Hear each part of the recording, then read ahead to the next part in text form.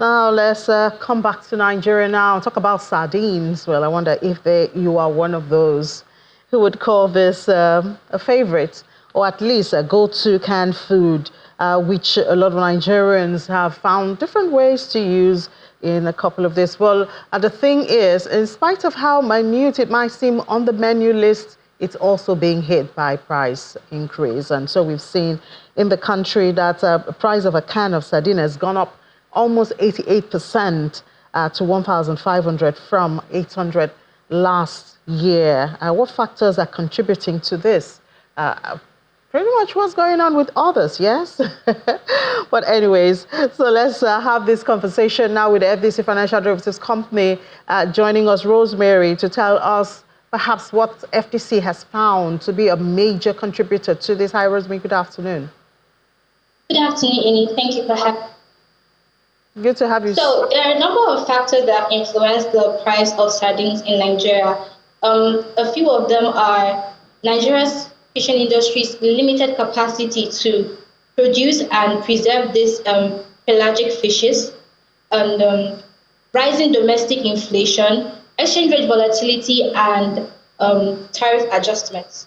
So although Nigeria does produce a small amount of these fishes, its production capacity compared to the level of demand is low, so which makes the country import a lot of these fishes from countries like Morocco, Portugal, and Spain. So definitely we see exchange rate volatility affecting the price of this commodity in Nigeria.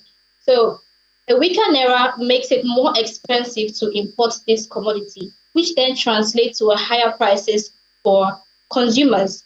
And with exchange rate volatility, with the value of the naira dwindling, um, importers are now subjected to progressively higher import tariffs, because these import tariffs are charged based on exchange rates. So these importers now sell to consumers directly, this increased cost down to consumers directly as a form of higher prices, or they pass it down to middlemen who then pass it down to the final consumers in form of higher prices.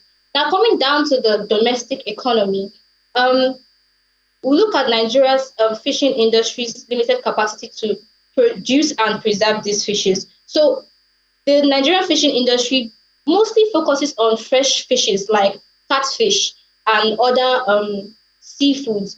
So they do not really focus on this variety of fishes that are suitable for canning and preservation. Also, if you look at the Nigerian fishing industry, it does not have the facilities to um, cultivate or produce and preserve this variety of fish, so which creates scarcity in the domestic economy, leading to the country's dependence on imports for this particular commodity. So seeing that the commodity we're discussing this afternoon, sardine, is not a standalone, so can we look at the impact of complementary demand? So those food that it's being paired with, how much impact has, for instance, bread, plantain, how much impact has the increase in those prices had on the demand for sardine?